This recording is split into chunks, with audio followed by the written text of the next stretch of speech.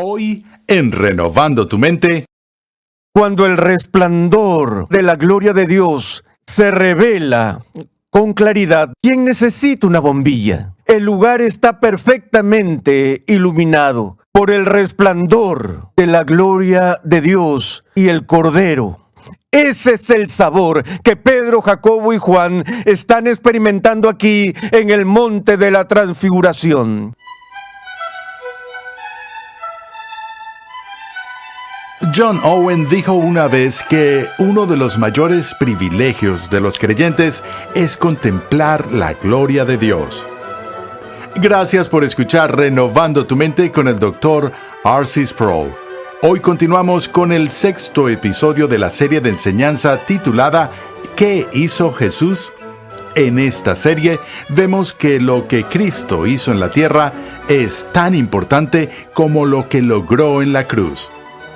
Al inicio del Evangelio de Juan, el apóstol declara: el Verbo se hizo carne y habitó entre nosotros y vimos su gloria. Es muy probable que Juan se refiera aquí a la transfiguración de Cristo, ese momento en que la gloria, hasta entonces oculta, fue revelada a los discípulos más cercanos de Jesús.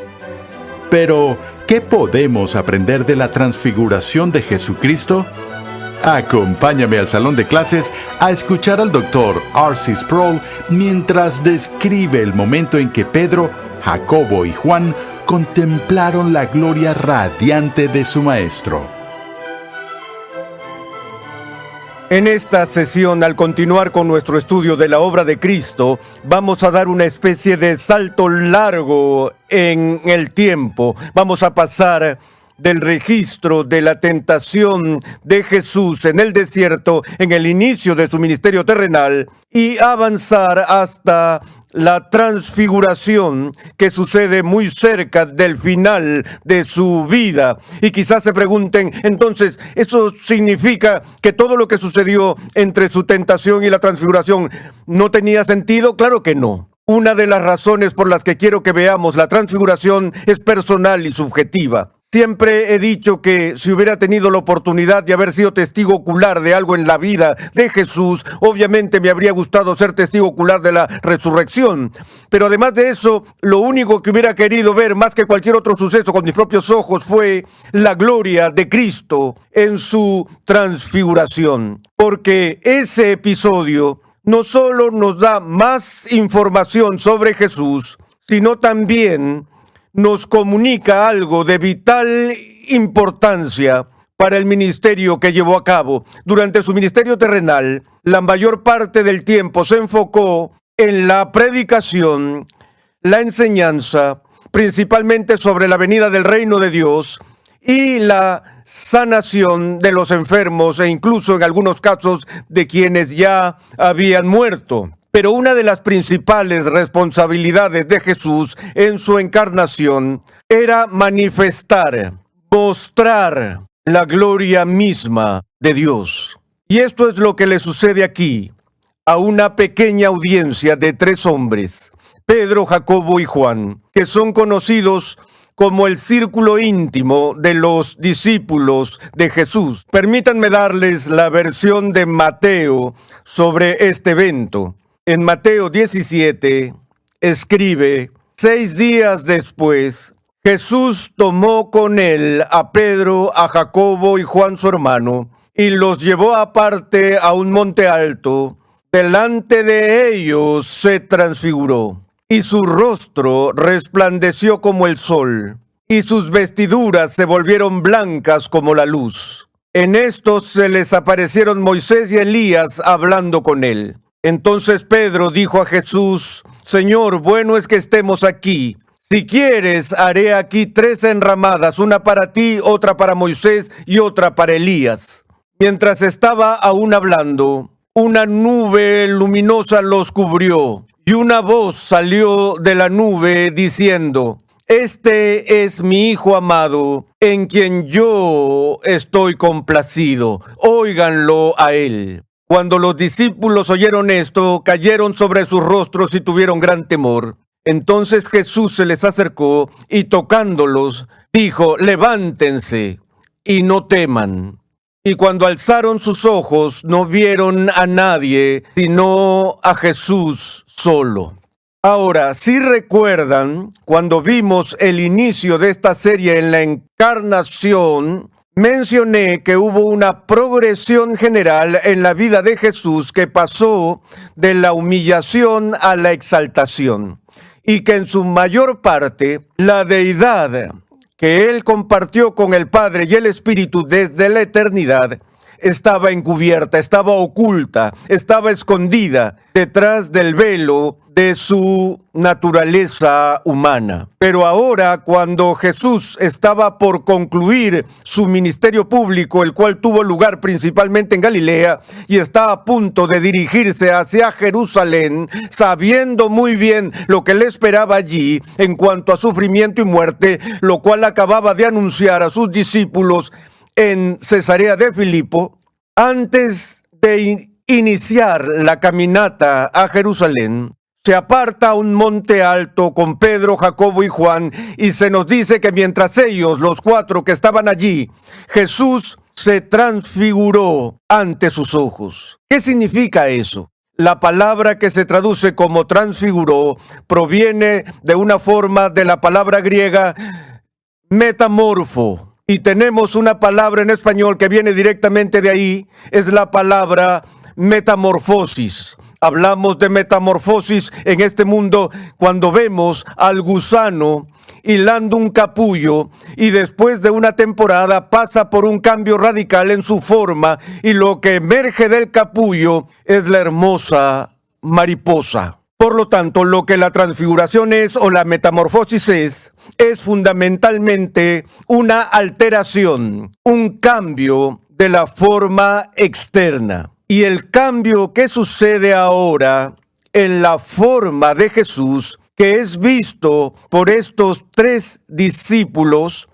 es nada menos que asombroso. Escuchen cómo Mateo lo describe. Delante de ellos se transfiguró, y su rostro resplandeció como el sol, y sus vestiduras se volvieron blancas como la luz.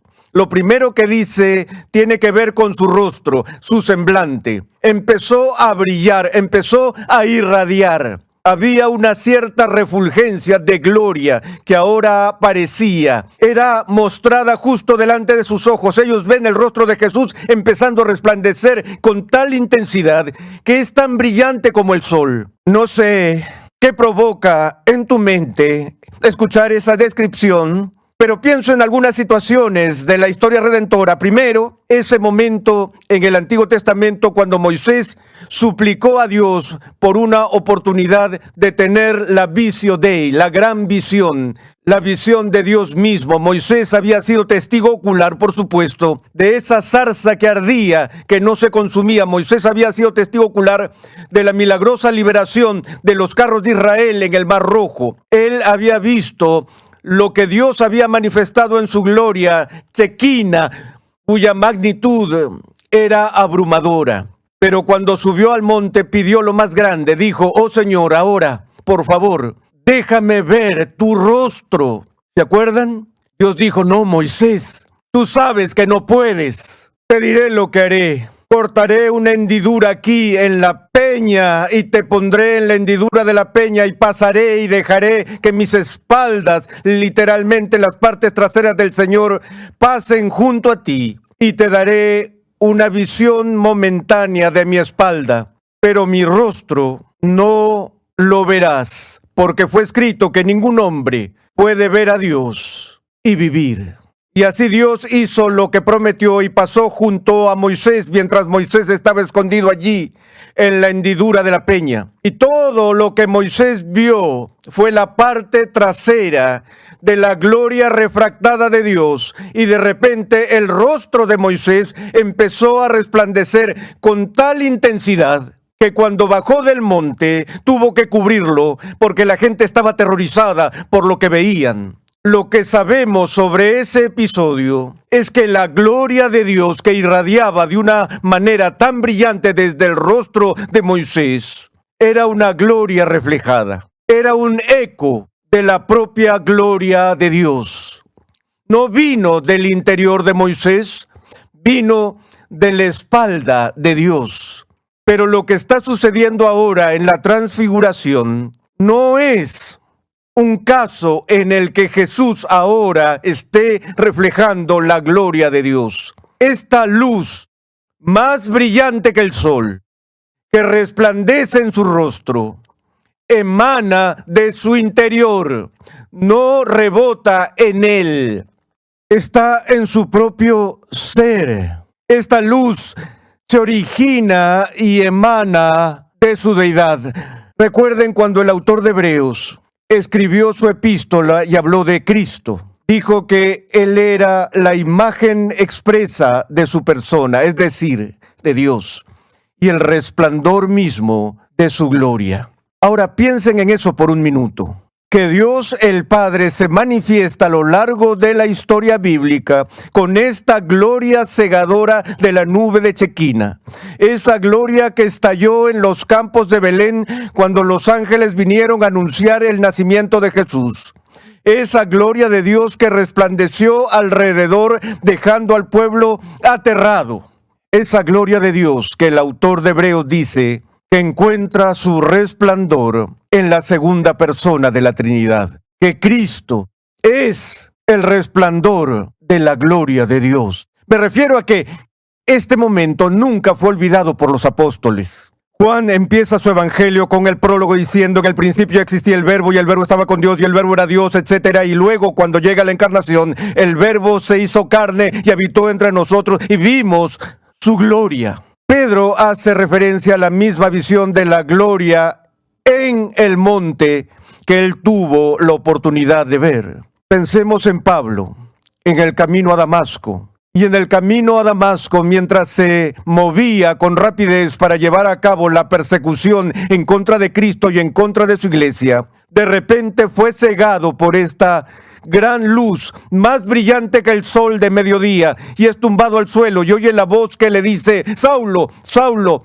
¿por qué me persigues? Su encuentro con Jesús en el camino a Damasco fue un encuentro con esta luz cegadora, literalmente una luz que lo cegó temporalmente. Tenemos la expresión usada con cierta ligereza de aquellos que se han convertido a Cristo, que han visto la luz. Bueno, en realidad no hemos visto la luz, hemos entendido la luz, pero no hemos tenido esa sensación óptica de contemplar directamente la gloria revelada de Dios. La promesa para nuestro futuro en el cielo es la visión beatífica, donde veremos a Dios como Él es. Y en el libro de Apocalipsis, cuando se nos habla de la aparición de la Nueva Jerusalén que descendía del cielo y Juan cuenta su visión en la isla de Patmos, dice en el capítulo 21, versículo 22 sobre la Nueva Jerusalén: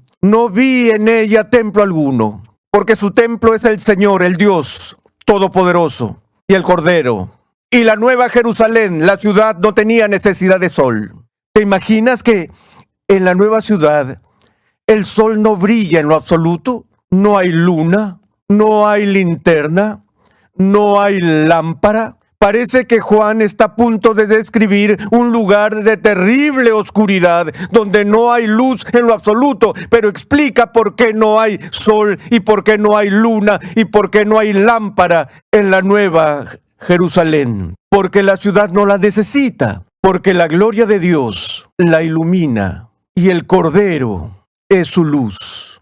Cuando el resplandor, la refulgencia de la gloria de Dios se revela con claridad, no se esconde. ¿Quién necesita una bombilla? ¿Quién necesita el sol? El lugar está perfectamente iluminado, radiante y abierto por el resplandor de la gloria de Dios y el Cordero. Ese es el sabor que Pedro, Jacobo y Juan están experimentando aquí en el monte de la transfiguración. Aquí Jesús les está mostrando su gloria y la gloria de Dios mismo. Ahora, la segunda parte de la descripción tiene que ver con su ropa. Su ropa se volvió tan blanca como la luz. Lucas agrega que es más blanca de lo que la lavandería podría lograr, de lo que ninguna lavandería profesional podría hacer. Ni siquiera el mejor detergente puede hacer que la ropa sea más blanca de lo que era la ropa de Jesús en ese momento. Era absolutamente blanca, ni un punto gris, ni un solo defecto, ni la mancha más microscópica. Sus ropas brillan con intensidad, como el blanco puro, que es consistente con esa luz que viene de adentro, que es más intensa que el sol. Cuando predico sobre este pasaje, siempre señalo a un niño en algún lugar de la congregación y le hago una pregunta simple. Le pregunto,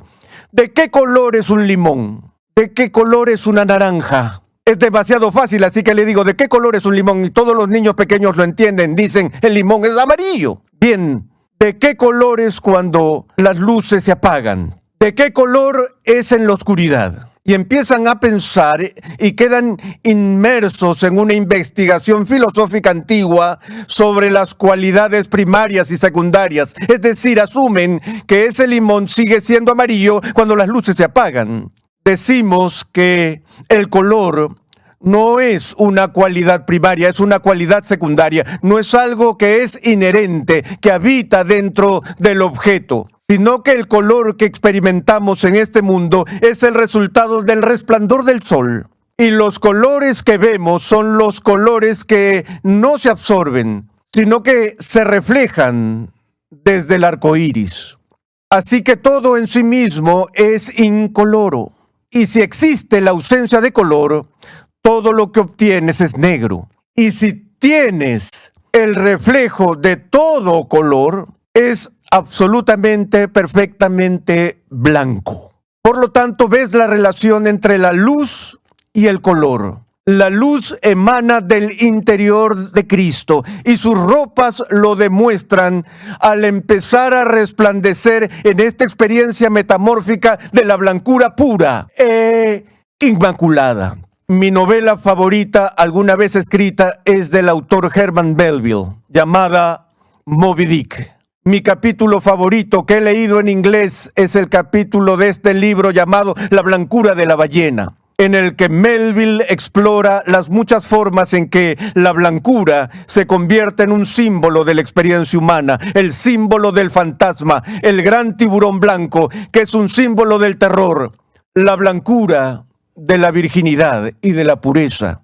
Y vio en esa gran ballena albina un símbolo terrenal de Dios, donde esa blancura muestra al mismo tiempo su gloria y su poder y su majestad, pero también hay un recubrimiento debajo del cual se esconde su identidad. Si tienen la oportunidad de leer ese capítulo, deben hacerlo. Es intencionalmente teológico y fue intencionalmente teológico según el diseño de Melville. Pero esta experiencia en el Monte de la Transfiguración no es solo visual. Esperen, hay más. ¿Qué más? ¿Qué más se ve y que se escucha? Por un momento están deslumbrados por esta luz blanca. En esto se les aparecieron Moisés y Elías hablando con él. Ven a Moisés y a Elías venir y están teniendo una conversación con Jesús. Esta es la ley, estos son los profetas que se reúnen, obviamente hablando con el Mesías sobre su destino, sobre la tarea que está ante él para cumplir la ley, para cumplir con los profetas.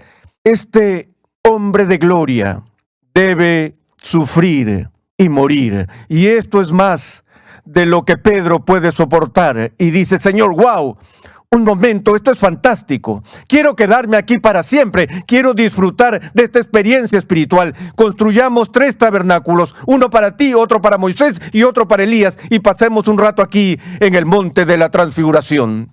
Y mientras todavía estaba diciendo esas tonterías, he aquí que una nube luminosa los cubrió. Esta nube desciende y los envuelve. Y de repente una voz sale de la nube diciendo, este es mi Hijo amado, en quien yo estoy complacido. Óiganlo a él, escúchenlo. Cuando los discípulos oyeron esto, cayeron sobre sus rostros y tuvieron gran temor, aterrorizados. Primero por lo que vieron, ahora están escuchando audiblemente la voz de Dios que les ordena escuchar a Jesús. Y entonces cayeron sobre sus rostros, vencidos por el terror. Entonces Jesús se les acercó y los tocó. Están sobre sus rostros. Jesús viene, se inclina, los toca, les dice: está bien, párense. No hay necesidad de tener miedo. Y cuando levantaron los ojos, Moisés se había ido. Elías se había ido. La metamorfosis había terminado. Y vieron a Jesús como lo habían visto todos los días durante su ministerio terrenal. ¿Cuánto les hubiera gustado ver eso? ¡Wow! Yo no puedo esperar a verlo, lo veremos. Porque el cielo mismo será el monte perpetuo de la transfiguración, donde no habrá más velo, ni más ocultamiento, sino que la luz blanca y resplandeciente de la gloria de Dios y de su Cordero estará allí para nuestra contemplación en todo momento.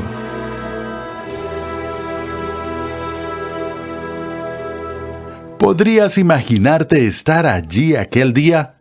Jesús invitó a su círculo íntimo a subir a la cima de la montaña y comenzó a brillar. Mateo dice que brilló como el sol, y Dios Padre habló desde la nube. Cuando consideramos lo que Jesús hizo mientras anduvo entre nosotros, este momento tiene que ser uno de los más importantes. Estás en sintonía de Renovando tu Mente con el Dr. R.C. Sproul. Te invitamos a visitar nuestra página web renovandotumente.org, donde podrás descargar gratuitamente la guía de estudio de la serie de hoy. Conexión Ligonier ya está disponible. Conexión Ligonier permite a cristianos en crecimiento estudiar en línea gracias a una amplia biblioteca de cursos interactivos en video impartidos por el fundador de Ministerios Ligonier, el Dr. R.C. Sproul, y otros destacados pastores, teólogos y expositores cristianos. Cada curso contiene herramientas de estudio para ayudarte a aplicar lo que estás aprendiendo, incluyendo pruebas opcionales, preguntas de discusión, así como también la facilidad de visualizar tu avance en cada paso. Tienes la flexibilidad de tomar todos los cursos que quieras, cuando y donde quieras y al ritmo que más te convenga. Para más información, visita conexionligonier.com. Cuando el profeta Jesús de Nazaret de Galilea entró triunfalmente en Jerusalén, lo hizo en cumplimiento de una promesa del Antiguo Testamento de que el rey de Israel vendría a la ciudad montado en un burro. En el siguiente episodio de Renovando tu Mente, R.C. Sproul examinará los oficios mediadores de Jesús, no solo como profeta y rey, sino también como nuestro sumo sacerdote. Escucha un avance de nuestro próximo programa. Pero el rey que ahora viene a Jerusalén en la entrada triunfal, que es aclamado como el rey de los judíos, e incluso el epíteto rey de los judíos se coloca en su cruz, en su ejecución, es aquel que es el hijo de David y al mismo tiempo el Señor de David. Renovando tu Mente es una producción de los Ministerios Ligonier, la confraternidad de enseñanza fundada por el Dr. R.C. Sproul. Nuestra misión, pasión y propósito es ayudar a las personas a crecer en su conocimiento de Dios y su santidad.